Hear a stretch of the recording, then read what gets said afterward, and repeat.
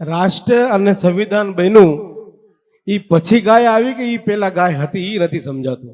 ગાય તો આદિ અનાદિ.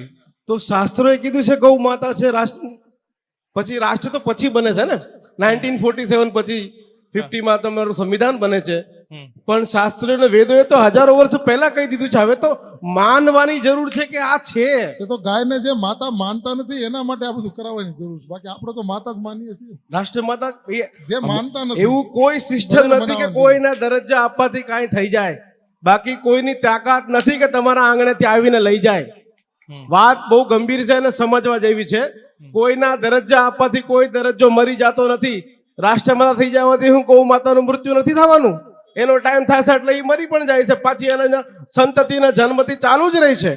કહેવાની વસ્તુ શું છે કે જો ખરેખર દરેક સનાતનીઓ એવો સંકલ્પ કરે કે મારા આંગણે કે મારા શહેરમાં મારા ગામમાં મારી નજરની સામે કોઈ પણ એક સિંગલ ગાય કે ગૌવંશ રખડતું ન રહે, એ ઓલરેડી રાષ્ટ્ર માતા છે.